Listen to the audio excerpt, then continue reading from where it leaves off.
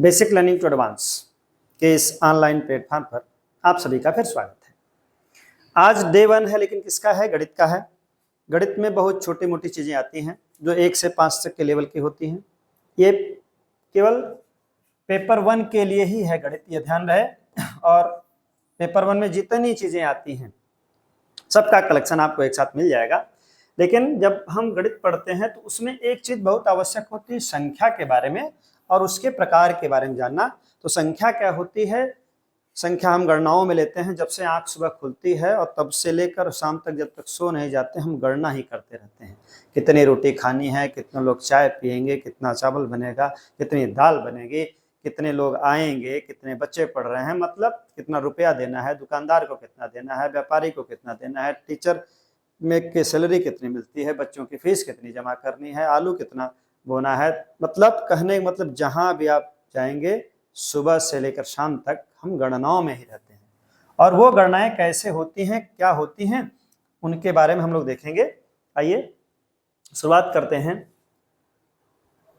क्या है देखिए, हमको संख्याएं पढ़ना है, नंबर्स एंड देयर टाइप्स, संख्या और उसके प्रकार। और उनमें क्या क्या है देखिए, उन संख्याओं में जिसके बारे में हमको आज जानकारी लेनी है। बहुत ही छोटा सा वीडियो है, क्योंकि जब तक आप इनके बारे में जानेंगे नहीं और चीज़ें नहीं, क्योंकि ये क्रमवार, जैसे आप भाषा में पढ़ते हैं, संस्कृत में पढ़ते हैं, क्रम से चलते हैं, वर्ड विचार से लेकर आप क्रम से चलते रहते हैं, वही प्रक्रिया यहाँ पर भी है। पहले आपको संख्याओं के बारे में जानना है, क्योंकि ये संख्याएं हर जगह पूछा जाए। गणित में क्या है? कहें गणित में जोड़ घटाना गुणा भाग है, हाँ यही इतना यही है चारों काम, लेकिन कब करना है, कैसे करना है, कहाँ करना है, उसी के बारे में जानना है। लेकिन उससे पहले हमको संख्याओं के बारे में जानना है।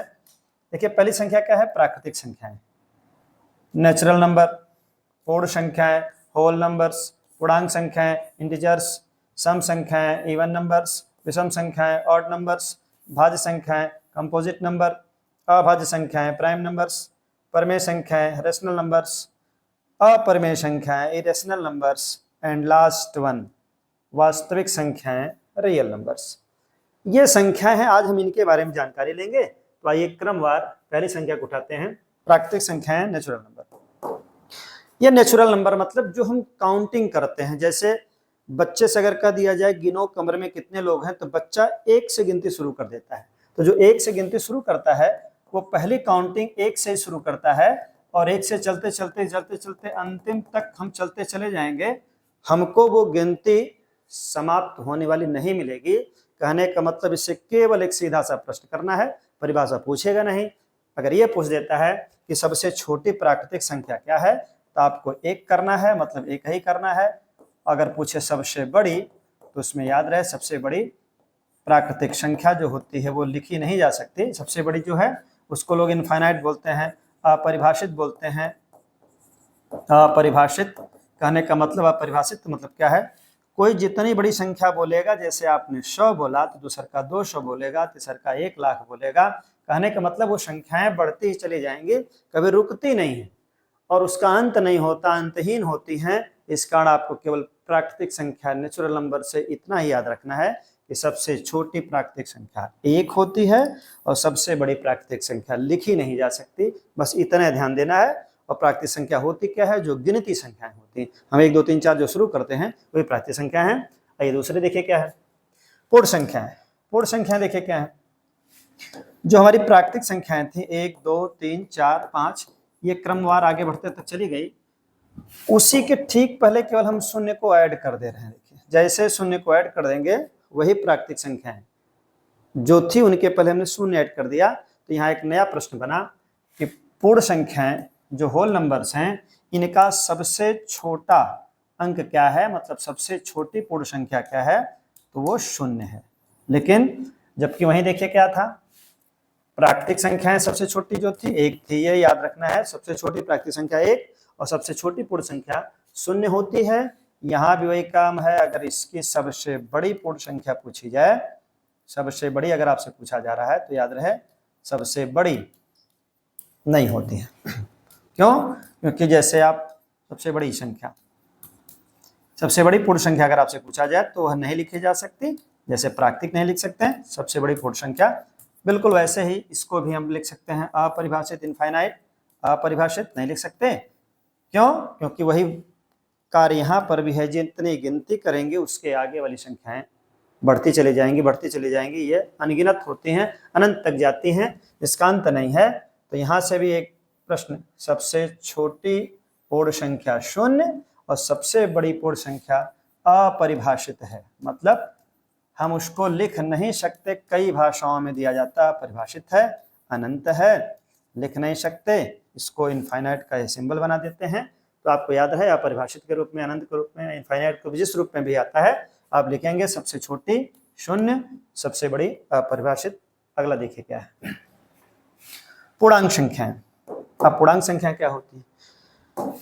पूर्णांक संख्या का मतलब यूं समझिए कि जैसे जितने शून्य के दोनों ओर, मतलब अगर यह कह दें कि धनात्मक संख्याएं, जैसे इधर शून्य के दाएं बाएं एक संख्या रेखा पढ़े होंगे, 6 से लेकर शुरुआत हो जाती संख्या रेखाओं की। जब हम संख्या रेखा पर कोई चीज दिखाते हैं तो संख्या रेखा अगर दिमाग में होगा तो पूर्ण संख्याएं, ये पूर्णांक संख्याएं बड़े आराम से समझ में आती हैं। शून्य दिखा होगा आपको, और शून्य के इधर कुछ संख्या दिखी होगी, कुछ इधर दिखी होगी, इधर 1 2 3 4 5 ऐसे होगा, मतलब ये सभी धन होंगे, मतलब ये हम कह सकते हैं ये प्लस प्लस सब प्लस हैं, और इधर जो है सब माइनस में रहेगा, मतलब 1 2 3 4 5। तो अगर ये कहा जाए कि पूर्णांक संख्या है क्या, तो हम कह सकते हैं पूर्णांक संख्याएं किसको लेकर बनती हैं? सभी ऋणात्मक संख्याएं, सभी ऋणात्मक संख्याएं और शून्य, सभी ऋणात्मक संख्याएं शून्य और धनात्मक संख्याओं को एक साथ अगर कर दिया जाए तो वो पूर्णांक संख्याएं बनेंगी। याद रहे शून्य को छोड़ना नहीं है, मतलब सभी ऋणात्मक संख्याएं ये भी अनंत तक चलेंगी, ये भी अनंत तक चलेंगी, मतलब सभी ऋणात्मक संख्याएं शून्य और धनात्मक संख्या, क्या? सभी ऋणात्मक संख्याएं, सभी ऋणात्मक, और उसके बाद आएगा शून्य तथा सभी धनात्मक संख्याएं, सभी धनात्मक। इनको एक साथ कलेक्शन कर दिया जाए तो क्या बन जाएगा? पूर्ण संख्या बन जाएगी। तो 3 चीजें आपने देखा, क्या क्या देख लीजिए। पहले हमारी प्राकृतिक संख्या थी, प्राकृतिक संख्या 1 से शुरू होती है, जो काउंटिंग नंबर होते हैं, जो हम 1 2 3 4 5 करते हैं, ये हमारी प्राकृतिक संख्या है। सबसे छोटी प्राकृतिक संख्या 1 होती है, बड़े लिख नहीं सकते। उसके बाद आया था हमारा पूर्ण संख्या है, होल नंबर, ये शून्य से शुरू करते हैं, मतलब नेचुरल नंबर के आगे अगर शून्य लगा दिया गया तो वो होल नंबर बन जाता है। सबसे छोटा होल नंबर शून्य होता है, सबसे बड़ा अपरिभाषित है, अनंत है, नहीं लिख सकते। उसके बाद तीसरा हमने देखा पूर्णांक संख्याएं। पूर्णांक संख्या बताए हैं सभी ऋणात्मक, शून्य और धनात्मक इकट्ठे बैठा दीजिए, मतलब ऋण संख्याएं, धन संख्याएं, बीच में शून्य, उनको मिलाकर क्या बनता है? पूर्णांक संख्याएं बनती हैं। उसके बाद देखिए क्या है, सम संख्याएं, जो कि हम जब गिनती करते हैं, काउंटिंग करते हैं, बच्चों से गिनती गिनाते हैं या खुद गिनते हैं 1 2 3 4 5, ऐसे करते करते 100 तक बच्चे लिखते हैं, लिखाते हैं, तो उसमें कुछ सम होते हैं। तो सम को बहुत समझाने की जरूरत नहीं है, केवल इतना समझ लीजिए सम होता क्या है, जिनके इकाई के स्थान पर एक लाइन की परिभाषा है, किसी संख्या में,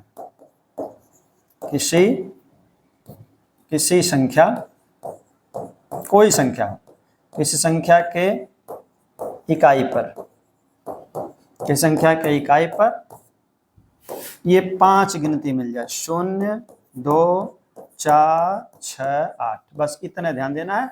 अगर इकाई पर ये 5 मिल गए तो वो सम रहेगा। कोई भी संख्या उठा लीजिए, जैसे 2025 इस समय चल रहा है, 2025 चल रहा है, 2025 में हमको देखना है ये सम है कि विषम, तो सीधे सीधे चाहे बड़ी संख्या हो चाहे छोटी संख्या हो, हम इकाई के पास जाएंगे।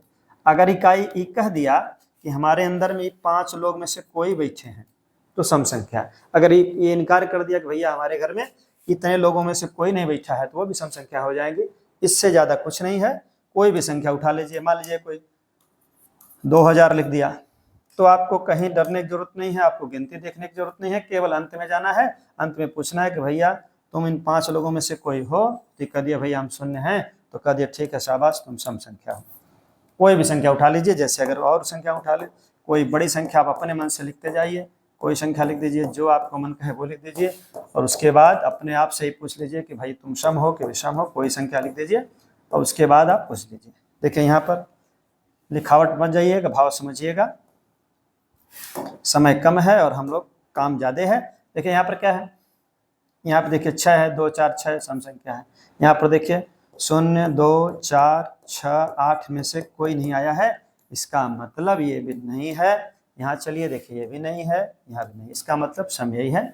सम समझ गए होंगे क्या है, इकाई के स्थान पर क्या रहना चाहिए, किसी संख्या की इकाई के स्थान पर यही चीज 0 2 4 6 8 रहे तो सम संख्या है। आइए नेक्स्ट पे चलते हैं। अगला देखिए क्या है, अगला देखिए विषम संख्या है। बस जो सम है उसका विपरीत कर दीजिए, विषम हो जाएगा। क्या विपरीत से मतलब था, वही फिर वही याद रखिए, इकाई के स्थान पर कौन कौन, जो इकाई वाले थे लोग उन्हीं को बतिया लीजिए, उन्हीं से मतलब है कौन कौन, 0 2 4 6 8 ये ना हो, मतलब यही ना हो, ये ना हो, काम खत्म। अगर ये ना हो तो विषम है, इससे अभी हमने बात किया था पीछे, देख लीजिए इसमें से क्या क्या है। देखिए 2 4 6 ना हो तो ये तो है तो सम हो गया, ये न है, इसका मतलब यहाँ क्या हो गया, ये अगर हम कह दें ये विषम हो गया। यह भी देखिए यहाँ पर भी 2 4 6 8 नहीं है, यह भी विषम हो गया। यहाँ भी देखिए 2 4 6 8 नहीं, यह भी विषम है। तो कहने का मतलब सम में क्या रहना चाहिए था, 0 2 4 6 8 इकाई पर रहना चाहिए था। और विषम में क्या है, विषम में है कि इकाई के स्थान पर यही 0 2 4 6 8 न हो, बस इतना ध्यान देना है। अपने मन से कोई संख्या देखिए, दिखाइए, समझिए, समझाइए, बहुत दिमाग में टेंशन नहीं लेना है, अटेंशन रहना है। गणित बहुत आसान है, जैसे हिंदी संस्कृत आसान है वैसे गणित आसान है। आपको उसकी भाषा समझ में आए, कहने वाले का मतलब समझ में आए तो हम गणित समझ सकते हैं। अब देखिए भाज्य संख्या। भाज्य संख्या परिभाषा रटी जाती है जिसके कम से कम 3 या 3 से अधिक गुणनखंड हो।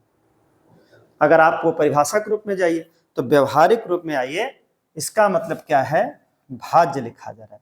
भाज्य को अगर ये कह दीजिए कि जो भाज्य वही होगा जो एक और स्वयं, अगर आप इसको इस तरह से एक लिख दीजिए और यहाँ स्वयं संख्या लिख दीजिए, स्वयं वह संख्या, ऐसा आप लिख के छोड़ दीजिए तो आपको समझ में आ जाएगा कि है क्या ये भाज्य। एक और वह स्वयं संख्या, इसके बीच में अगर कोई आ गया, एक और स्वयं संख्या, जैसे हम यहाँ एक संख्या ले रहे हैं तो बात और आसान से समझ में आएगी। मान लिया हम 14 लिख दिए, अगर कोई 14 को पूछ दिया या 15 लिख दिया गया, चूंकि ये सम विषम वाले में भ्रम होता है कि ये भाज्य है का भाज्य नहीं, उसका सबसे आसान तरीका समझिए, जो व्यवहारिक तरीका है।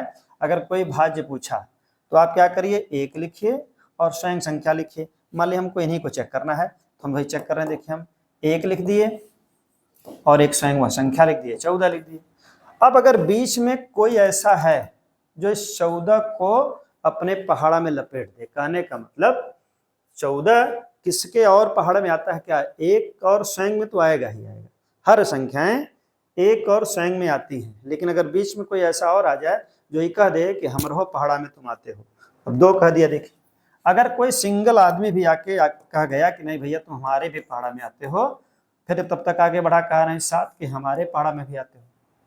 कोई अगर सिंगल भी आ गया, मतलब गिनती अगर जहां 2 से 3 हुई, देखिए पहले 1 थे और 14 थे, इसी के बीच में एक और आके बैठ गया, कौन 2, तो जैसे ही 3 लोग होंगे तो समझ जाइए वो संख्या भाज्य होगी। कहने का मतलब एक और स्वयं के अलावा अगर वो किसी संख्या से कट जाए तो वो भाज्य होगा।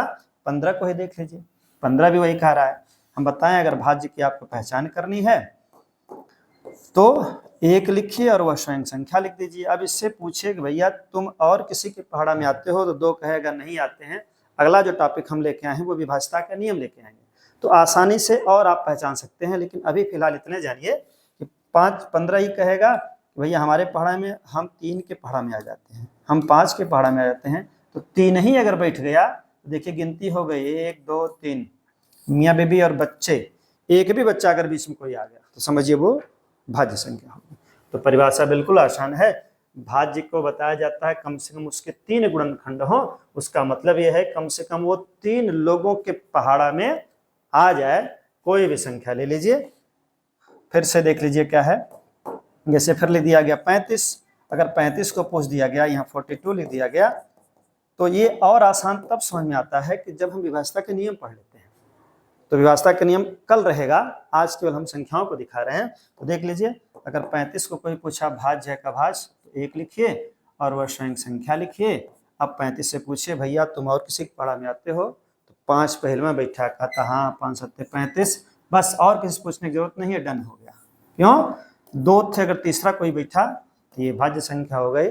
समझ गए होंगे, बहुत ज्यादा समझाना नहीं, बहुत आसान सी चीज है।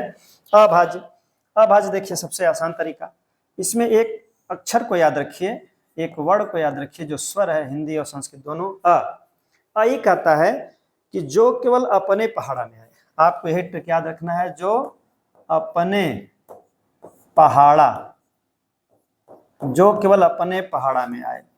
एकदम व्यवहारिक रूप में रटिए, गणित को गणित की तरह नहीं, गणित को व्यवहारिक रूप में रटिए तो जल्दी समझ में आएगा।